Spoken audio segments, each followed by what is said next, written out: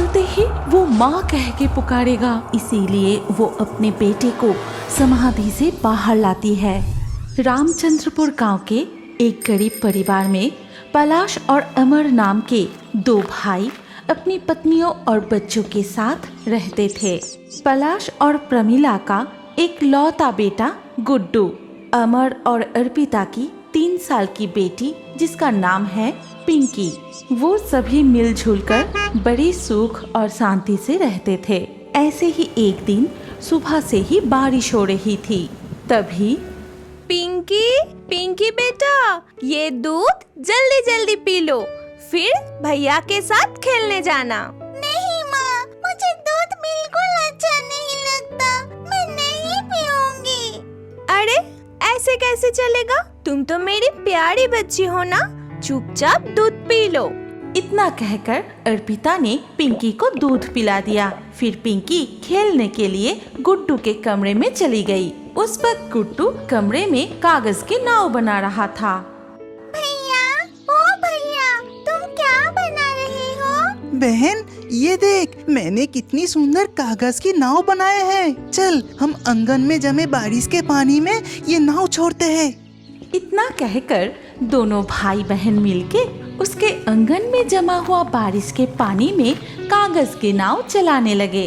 भैया, यहाँ तो नाव चल ही नहीं रही है। हाँ बहन, यहाँ तो पानी कम है। चल, हमारे घर के पीछे जो तालाब है वहाँ जाते हैं। ये नाव तालाब के पानी में अच्छा तैरेगा। लेकिन भैया, माँ और जिठानी ने देख लिया तो हमें बहुत डांट पड़ेगी। अरे कुछ नहीं होगा, चल ना। इतना कहकर गुड्डू पिंकी को लेकर घर के पीछे वाले तालाब के पास गया और वहाँ पिंकी को किनारे पर रुकने के लिए कह के गुड्डू खुद तालाब के पानी में उतरकर पिंकी से कहा, बहन, तू वही खड़ी रहना, इस तरफ बिल्कुल मत आना, नहीं तो गिर जाएगी। तू ऊपर से ही देख, मैं कैसे तालाब में नाव को छोड़ रहा हूँ। जैसे ही गुड्डू कागज का नाव तालाब के पानी में छोड़ा, अचानक उसका पैर फिसला और वो गहरे पानी में गिर गया। बचाओ, बचाओ, बचाओ, बचाओ। भैया, तुम्हें क्या हो गया? तुम ऐसा क्यों कर रहे हो? जल्दी से बाहर आ जाओ ना भैया, मुझे बहुत डर लग रहा है। भैया बाहर आ जाओ, भैया ऐसा मत करो। धीरे धीरे करके तालाब के पानी में डूबता चला गया। इधर पिंकी अपने भाई को पानी में डूबते देख बहुत डर गई। भैया, कहाँ चले गए तुम? भैया बाहर आ जाओ, बाहर क्यों नहीं आ रहे हो तुम? भैया, मुझे बहुत डर लग रहा है। माँ जिठानी मुझे बहुत डांटेगी। भैया बाहर आ जाओ ना भैया, भैया। पिंकी डर के मारे रोते रोते घर की ओर भाग गई और बिना किसी से कुछ कहे वो घर की एक कोने में जाकर छुप जाती है।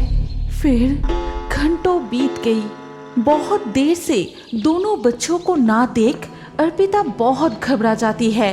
तभी जीजी, ए जीजी, तुमने गुड्डू और पिंकी को कहीं देखा है क्या? मैं सुबह उन दोनों को देखा था, दोपहर हो गई, कहाँ चले गए दोनों? और कहाँ जाएंगे, शायद बगीचे में खेल रहे होंगे।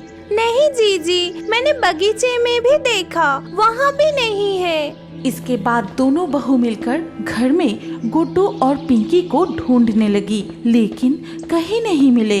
ऐसे ही काफी समय बीत जाता है। पलाश और अमर को खबर मिलते ही वो घर लौट आते हैं। फिर सब कुछ सुनने के बाद वो सब मिलकर गुड्डू और पिंकी को आसपास ढूंढने लगे। फिर एक दुकान पे जाके पूछता है, काका, ओ काका, अपने गुड्डू और पिंकी को देखा क्या? नहीं बेटा, वो तो इधर नहीं आया। भैया देखो, उधर कुछ बच्चे खेल रहे हैं, चलो उनसे जाके पूछते हैं। इसके बाद वो उन बच्चों के पास गए और वो बच्चे उस वक्त टायर से खेल रहे थे। बच्चों, तुम लोग गुड्डू और पिंकी को देखा? नहीं चाचा, वो आज खेलने नहीं आए। पटाई कह रहा था कि उन्होंने कागज की नाव बना के घर के पीछे वाले तालाब में छोड़ने जा रहा था। ये सुनते ही वो सभी मिलके घर के पीछे वाली तालाब के पास गए और वहां जाके उन्होंने जो देखा उससे सबके रोंगटे खड़े हो गए। देखते ही कि गुड्डू के मृत शरीर तालाब में तैर रहा है। गुड्डू!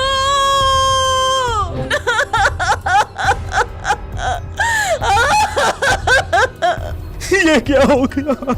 ये क्या हो गया हमारा? ये क्या हो गया? सभी तालाब के किनारे रो पड़ते हैं। रोने की आवाज सुनकर गांव के लोग भी वहां इकट्ठा हो गए और गुड्डू के शव को तालाब के पानी से बाहर निकलकर आंगन में लिटा दिया। गुड्डू, आंखें खोल बेटा, उठ बेटा, तुझे कुछ नहीं हुआ, तुझे कुछ नहीं हुआ है बेटा। मेरी पुकार से वो जरूर उठेगा, आंख में खोलेगा, देखो अभी उठ जाएगा। उठ बेटा, उठ गुड्डू, उठ जा बेटा, बहुत देर हो गया है, अब खाना खाने चल। उठ जा बेटा, उठ। जी खुद को संभालो, हमारा गुड्डू अब नहीं रहा, वो कभी भी नहीं उठेगा। जी चुप, बिल्कुल चुप, उसे कुछ नहीं हुआ, उसे कुछ नहीं हुआ। तभी गांव के एक आदमी कहता है कि नहीं, हमें और देर करना सही नहीं होगा। शाम होने से पहले हमें सारे क्रियाक्रम कर लेना चाहिए। चलो बच्चे को आप चौबाड़ी की जंगल में ले जाते हैं। फिर गांव के कुछ लोग मिलके गुड्डू के शव को चौबाड़ी की जंगल में ले जाते हैं। उसे कहाँ ले जा रहे हो? मत ले जाओ, मत ले जाओ, उसे कुछ नहीं हुआ है, कुछ नहीं हुआ है, उसे मत ले जाओ। प्रमिला पागलों की तरह रो रही थी। तभी रोने की आवाज सुनकर पिंकी कमरे से बाहर आई। तुम सब भैया को कहाँ ले जा रहे हो? उसे मत ले जाओ भैया, मैं किसके साथ खेलूंगी? मत ले जाओ भैया को। सभी मिलके चौबाड़ी की जंगल में बच्चे का समाधि देने का क्रियाक्रम संपन्न करते हैं। इस चौबाड़ी के जंगल में सिर्फ बच्चे को ही समाधि देने के लिए लाया जाता है। इधर प्रमिला अपने बेटे के गम में रोते ही रहती है। खाना पीना सब कुछ छोड़कर वो बीमार पड़ गया था। कुछ ही दिनों बाद वो भी इस दुनिया को छोड़कर चली गई। इस घटना के बाद उनका परिवार में दुख का अंधकार छा गया। ऐसे ही एक दिन, तुझे कुछ नहीं हुआ बेटा, तुझे कुछ नहीं हुआ। देख, तेरी माँ अभी तुझे यहाँ से निकलकर फिर से ठीक कर देगी। देख बेटा, तुझे कुछ नहीं हुआ है, देख। ये कहते ही प्रमिला की आत्मा मिट्टी को हटाने लगी। वो सोचती है कि उसकी बेटे अभी भी जिंदा है। जैसे उसे समाधि से निकलते ही वो माँ कह के पुकारेगा। इसीलिए वो अपने बेटे को समाधि से बाहर लाती है। फिर उसे गोद में उठाए प्यार करने लगी, जोर जोर से पुकारने लगी। लेकिन गुड्डू नहीं जागा।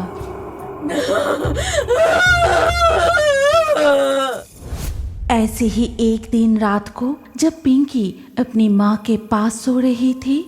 बहन, ए बहन, बहन। भैया तुम आ गए, लेकिन इतने दिनों से तुम कहाँ थे?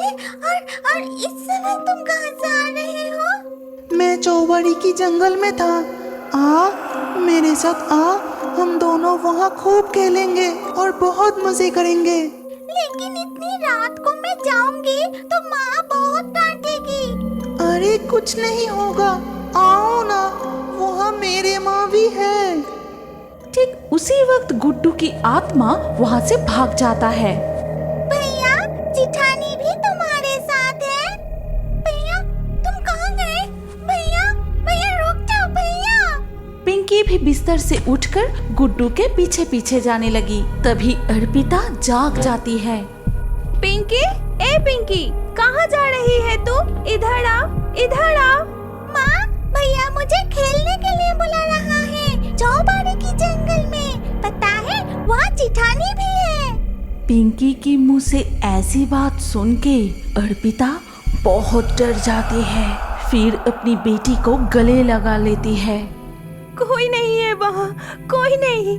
तू कहीं नहीं जाएगी, तू हमेशा मेरे पास रहेगी। वो तुझे बहुत प्यार करते थे बेटा, इसीलिए वो तुझे भी बुला रहे हैं। इसके बाद से गांव के लोगों को रात को चौबाड़ी के जंगल में एक माँ और बेटे को घूमते हुए दिखाई देने लगे। कभी वो दोनों रोते हैं तो कभी बेटा अपनी माँ को गले लगाकर जोर जोर से हंसता है। शिवली 6 साल की एक छोटी सी शांत प्यारी लड़की थी। वो पुस्ता गांव में अपनी मामा मामी के साथ रहती थी। पिछले साल एक दिन जब वो अपने माता पिता के साथ पुस्ता गांव में अपने मामा के घर जाने के लिए तैयार हो रहा था। ए जी, तुम तैयार हुए? जल्दी करो। अरे अरे, मायके जाने के लिए कितना उतावला हो रही है।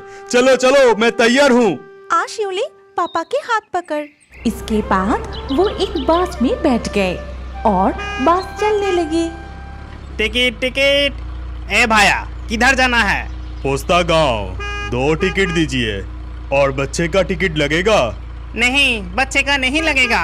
ये लीजिए 2 टिकट। फिर बस तेज गति से चलने लगती है, लेकिन ठीक उसी वक्त अचानक इस दुर्घटना के परिणाम स्वरूप शिवली के जीवन में सबसे बड़ी दुर्घटना घट जाती है। उसने अपनी माता पिता को खो दिया और अब अपने मामा मामी के साथ रहती है। हे शिवली, अब तक तेरी झाड़ू लगाना नहीं हुआ? जी मम्मी जी, अभी हो जाएगा। सारे कपड़े अब तक पड़े हुए हैं। जाके तालाब के पानी से धोकर ला। अरे जल्दी से काम कर। शिवली कपड़े लेकर तालाब के घाट पर गई और वहां जाके वो सारे कपड़े धोने लगी। ओहो, कितने सारे कपड़े! ये धोते धोते मैं पूरा थक गई। नहीं, मैं जल्दी से काम खत्म कर लेती हूँ, नहीं तो मामी मुझे डांटेगी। घर लौटते समय उसने एक पेड़ देखा जिसमें बहुत सारे शिवली के फूल खिले हुए थे। फिर उसने कपड़े के बाल्टी नीचे रख दी।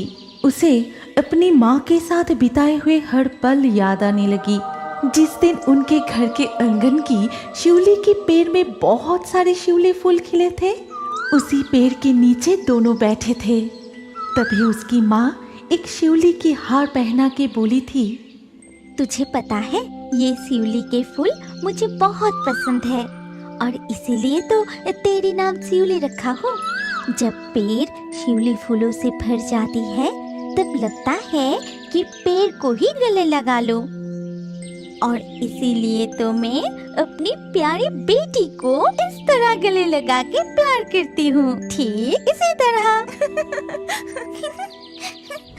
इसमें कितने सारे शिवली फूल खिले हैं। माँ, तुम कहाँ हो? तुमने कहा था कि तुम्हें शिवली के फूल बहुत पसंद है। देखो, पेड़ पर कितने शिवली खिले हैं। आओ ना माँ, कितने दिन हो गए तुम्हें नहीं देखा। आओ ना माँ। माँ। ए शिवली, तू हंसते हुए पेड़ की तरफ क्या देख रही है? उधर तेरी मम्मी जी तुझे बुला रही है। मामी जी बुला रही है? अरे बाप रे, जल्दी चलो मामा। शिवली घर लौटते ही उसकी मामी, अब तक कहाँ थी तू? जरूर तालाब के पानी से खेल रही थी। नहीं नहीं मम्मी जी, मैं तो। मुझसे जबान लड़ा रही है? एकदम चुप रहना। चल, भाई को ये पूरा दूध पिला देना, मैं अभी नहा के आती हूँ।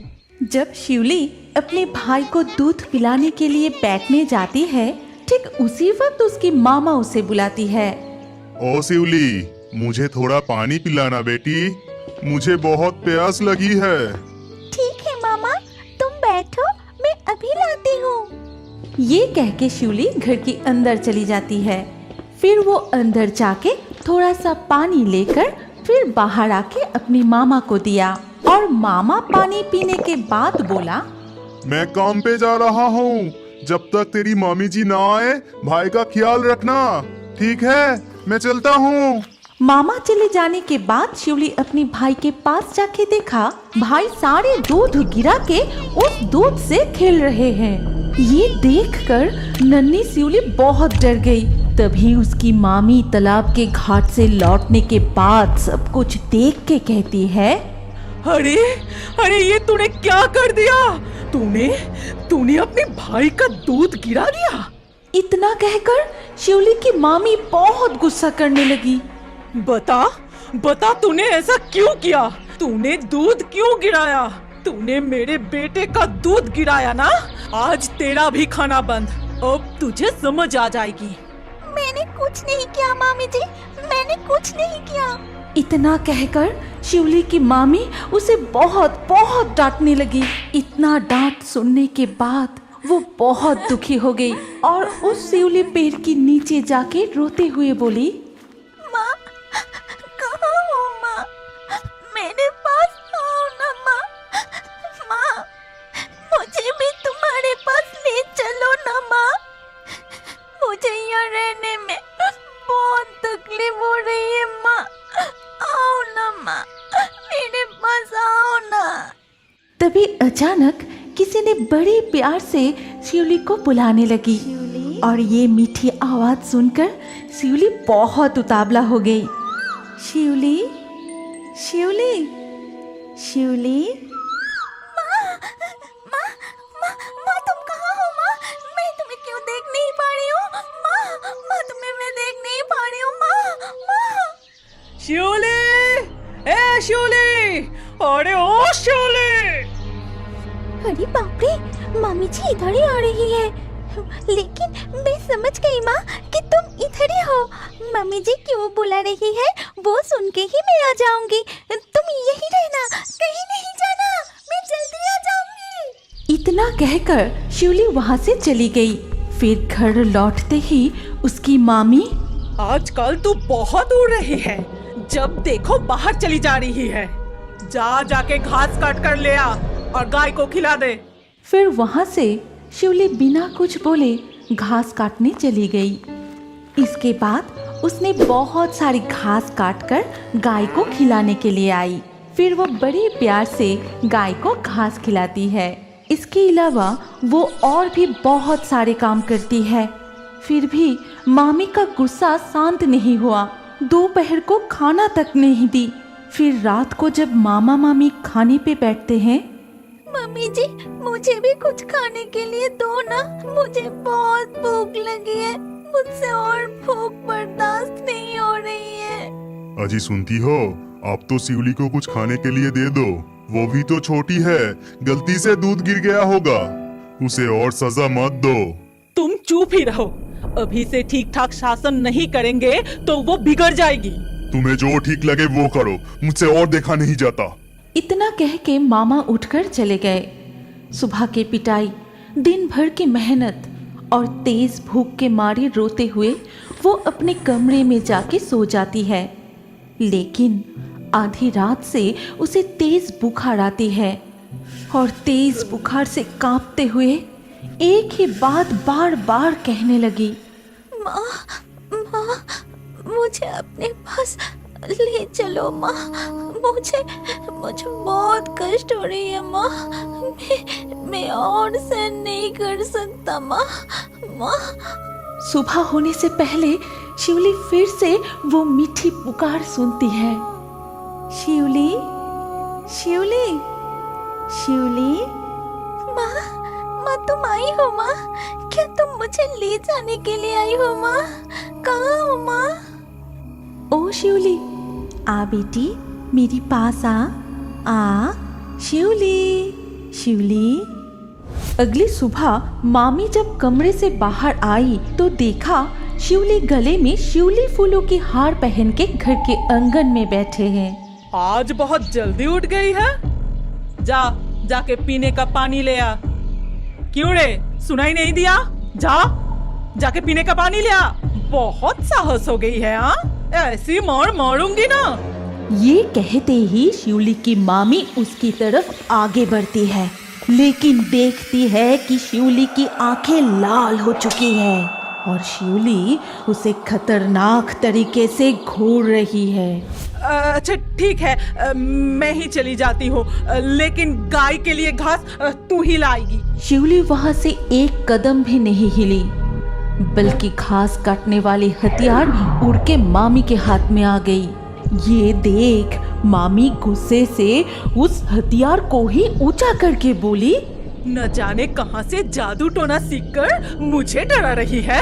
रुक, अभी तुझे मजा चखाती हूँ।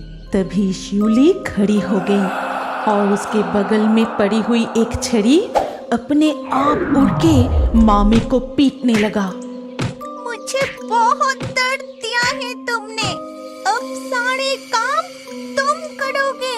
जाओ जाके घास काटो। अजी सुनती हो? जल्दी बाहर आके देखो, ये शिवली मेरे साथ क्या कर रही है। मुझे बचा लो। लेकिन मामा नींद से नहीं जागे, वो सोते ही रहे।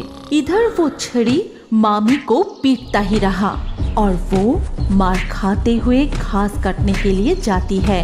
फिर कटी हुई घास लाकर गाय को देती है। फिर वो झाड़ू लगाई, तालाब के पानी में जाके कपड़े धोए। पूरा दिन बस काम ही करती रही। अगर जरा सा भी रुके तो वो छड़ी से पिटाई शुरू। पूरा दिन कुछ खाने को भी नहीं मिले। जब शाम होने को आई तब थक के घर के अंदर जाके बोली, अरे तुम कितना सो रहे हो जी? आज काम पे भी नहीं गए, इतना बुलाने पे भी बाहर नहीं निकले और बेटा भी कुछ नहीं खाया। इधर काम करते करते और छड़ी की पिटाई खा खा के मेरे पूरे शरीर में दर्द होने लगा है।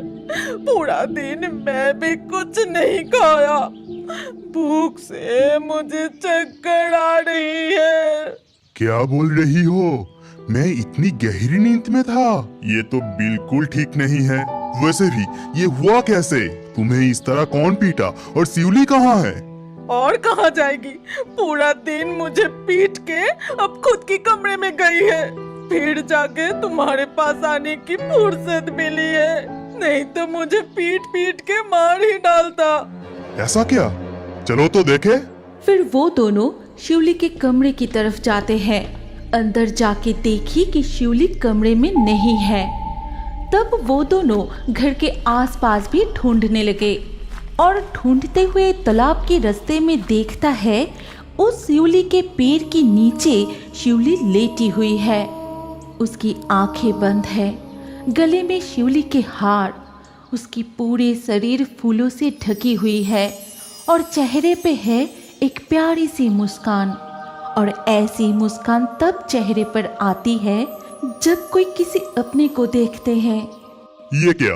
वो तो पैर के नीचे सो रही है। सो रही है? जल्दी से जगाओ उसको, मुझे इंसाफ चाहिए। ये क्या? शिवली का शरीर लकड़ी के जैसा सख्त और बर्फ जैसा ठंड हो गया। अरे ये तुम क्या कह रहे हो?